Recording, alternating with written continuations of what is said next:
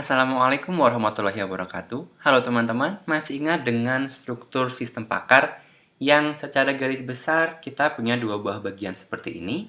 Ya, pertama kita sebut lingkungan konsultasi yang merupakan bagian dari user bisa berinteraksi dengan sistem pakar. Yang kedua adalah lingkungan pengembangan, di mana salah satu aktivitasnya itu adalah tim pengembang merekayasa pengetahuan untuk dibenamkan ke dalam komputer melalui basis-basis pengetahuan.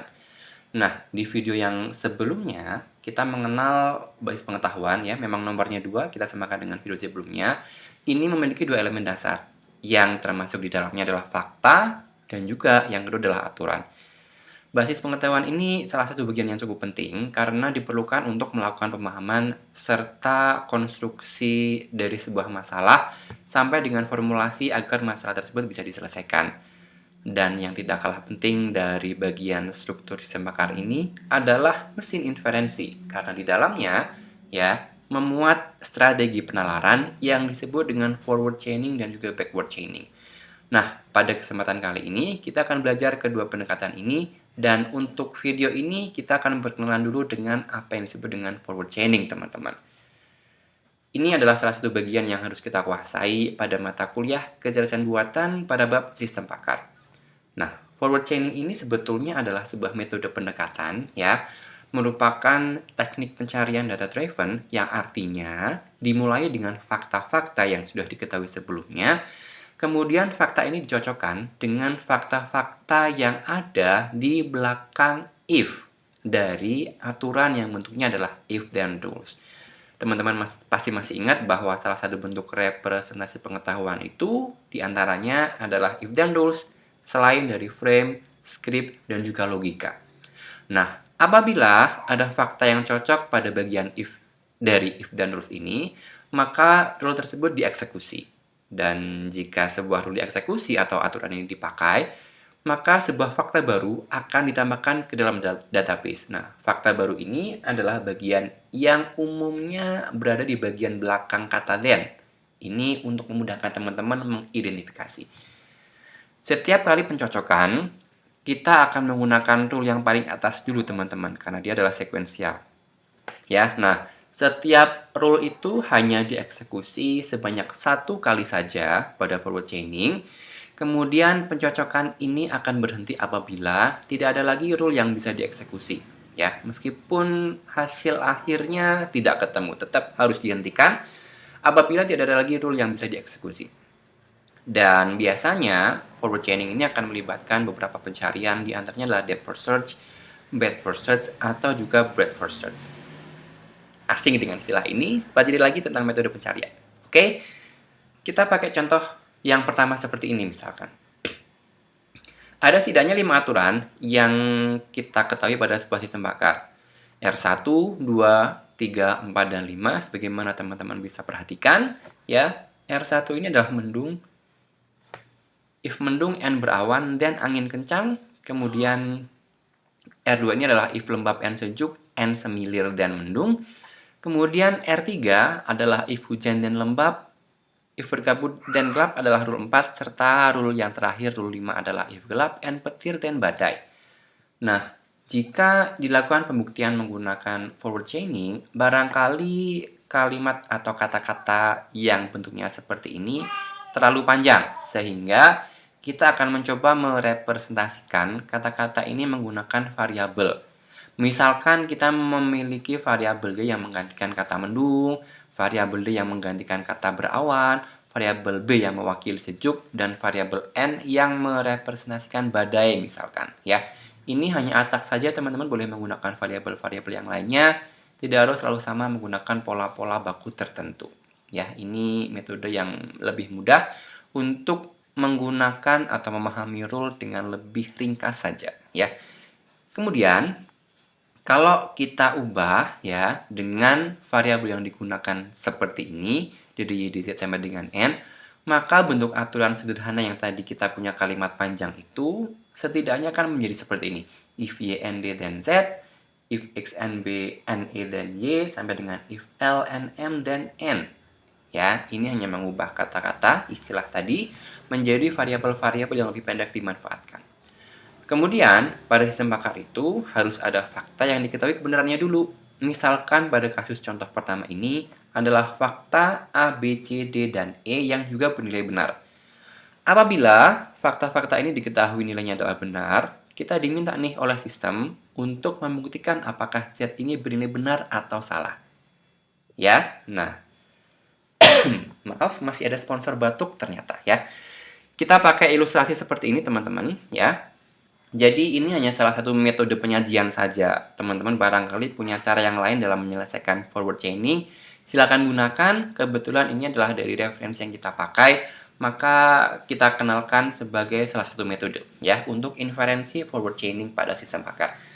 Kita punya beberapa bagian. Pertama adalah database ya. Di sini ada database. Ini kemudian di bagian bawahnya adalah basis pengetahuan.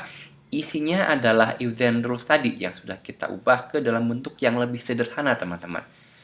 Kemudian di sebelah kanannya adalah database ya, serta bawahnya adalah fakta baru. Ya, kemudian yang bagian kanan bawah ini adalah basis pengetahuan. Jadi mereka sebetulnya bagian-bagian yang digunakan untuk memudahkan secara visual bagaimana ilustrasi forward chaining ini bisa kita gunakan. Oke. Kita mulai dulu deh. Pertama, harus diketahui bahwa fakta-fakta yang bernilai benar tadi kita masukkan dalam database. Kita punya fakta A, fakta B, fakta C, D, serta fakta E. Yang dijadikan PR kita adalah pastikan apakah Z ini benar atau salah. Nah, Z ini akan bernilai benar kalau nanti Z ini adalah berupa sebuah fakta pada kolom fakta baru untuk metode ilustrasi seperti ini yang kita gunakan. Metode lain boleh menggunakan pendekatan yang tidak sama, silahkan ya. Oke, tadi di awal disebutkan bahwa penggunaan rule itu adalah dari atas ke bawah, di scan dari rule 1, 2, 3, 4, dan 5 terus berulang. Kemudian setiap rule yang sudah bernilai benar, kita eksekusi hanya tepat satu kali saja. Ya, nah kita akan mulai dari database ini, kita cocokkan pada bagian if. Ya, cari rule yang pada bagian database ini sudah tersedia secara benar semuanya. Misalkan R1 nih. R1 ini adalah YND dan Z. Ya, apakah Y ini kita punya dalam basis data nggak? Ternyata Y-nya nggak kita punya dalam basis data karena kita hanya punya A, B, C, D, dan E saja di sini. Dengar background nggak apa-apa ya, itu sebagai nuansa tersendiri ya. Teman-teman bisa melihat bahwa ternyata yang ingin belajar kita mulai dari anak bayi. Oke? Nah, if Y and D, kita ulang, Y-nya nggak kita punya dalam database nih teman-teman. Kita punya A, B, C, D, dan E. Kita punya D, tapi kita nggak punya Y. Ya, maka rule 1 ini kita abaikan. Karena Y-nya nggak cocok dengan fakta yang kita ketahui. Kemudian scan selanjutnya adalah ke R2. If X and B and E, kita punya nggak B-nya? Oh ada. E-nya apakah ada dalam database? Ada ternyata, tapi X-nya kan kita nggak punya nih ya. Jadi rule 2 otomatis nggak bisa kita pakai dong. Betul ya. Nah sekarang kita cek nih ya, sudah tahu kan karena sudah saya kasih warna berbeda nih. Rule 3 sekarang, if A dan X kita punya A nggak di dalam database? Oh punya, maka A ini kita gunakan sebagai database yang kita pakai ya di bagian belakang if di sini.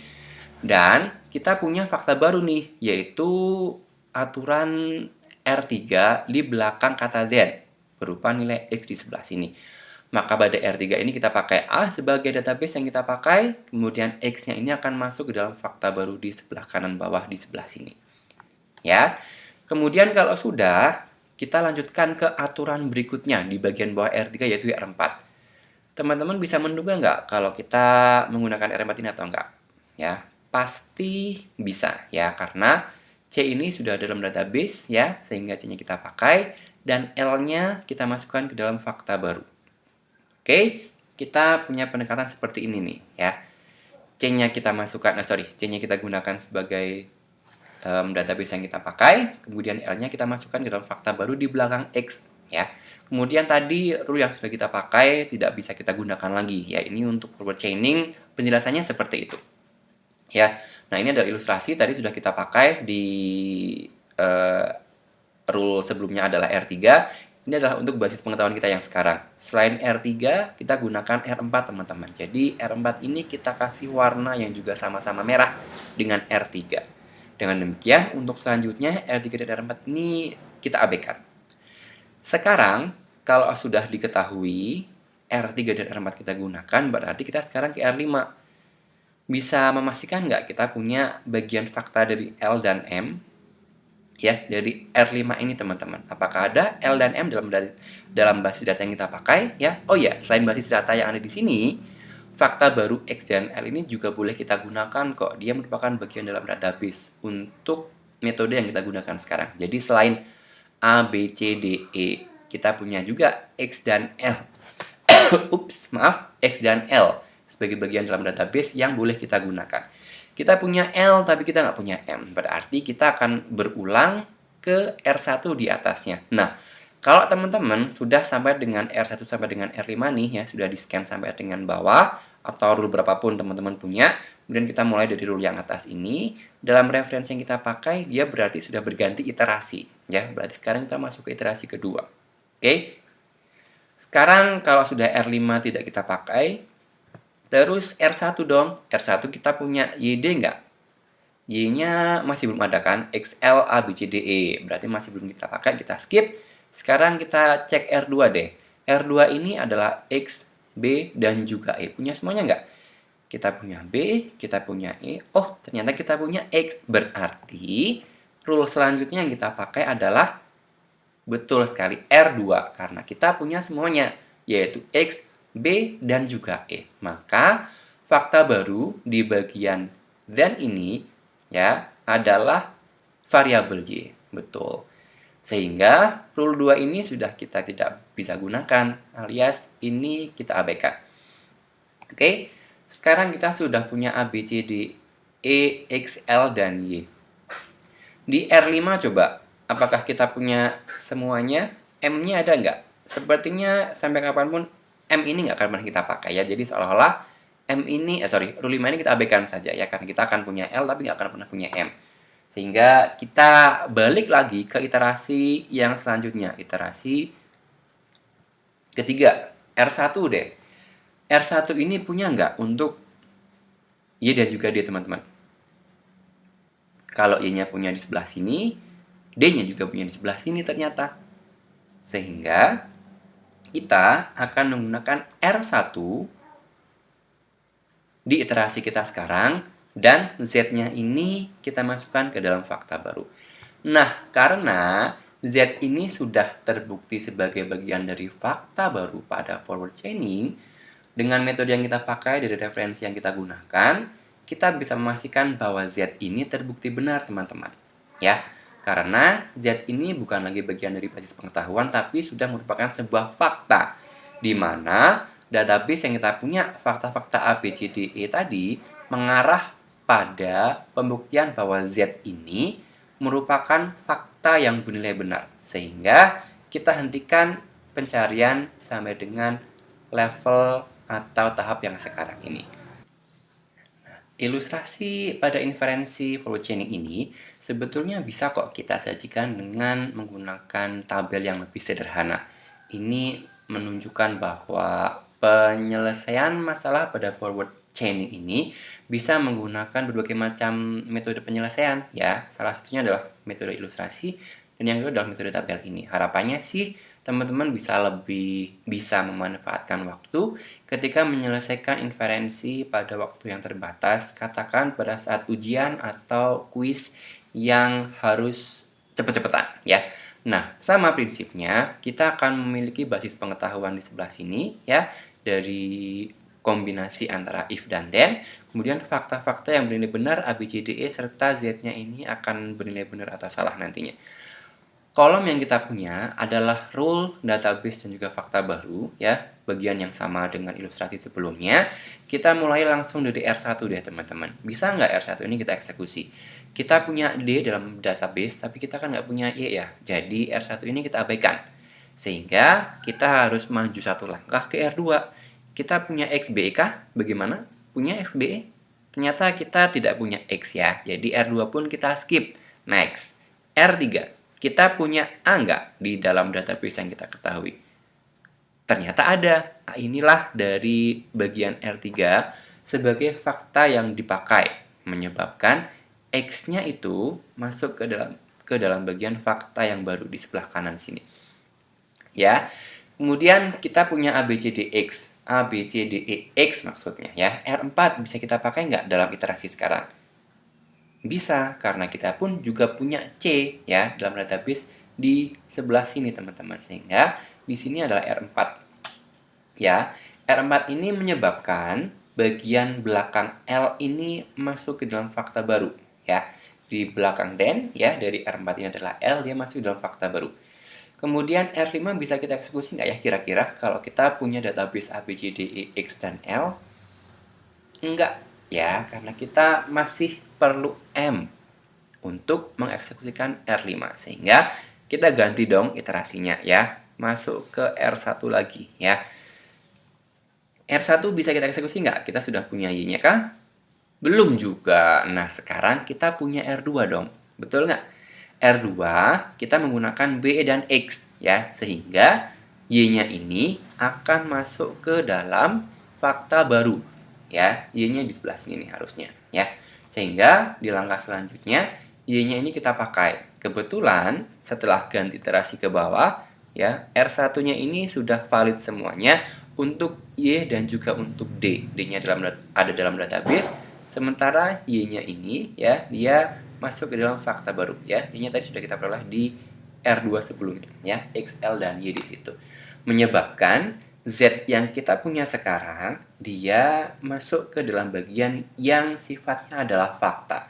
Dalam hal ini, ketika fakta dari forward chaining ini sudah berisikan dari goal, maka Z ini bernilai benar, teman-teman. Sehingga kita bisa menyelesaikan penelusuran dan berkesimpulan bahwa Z ini bernilai benar.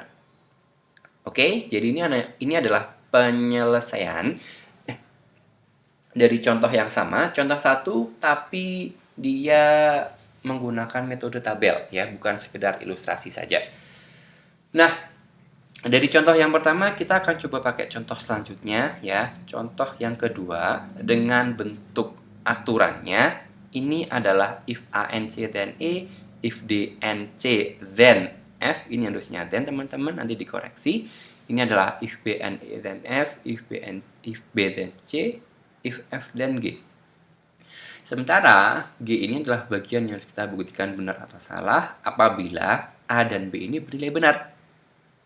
Maka dengan tabel yang ada tadi, kita akan mulai dari basis pengetahuan R1 nih ya. R1 apa yang sudah kita punya? A ya kita punya, tapi kita nggak punya C.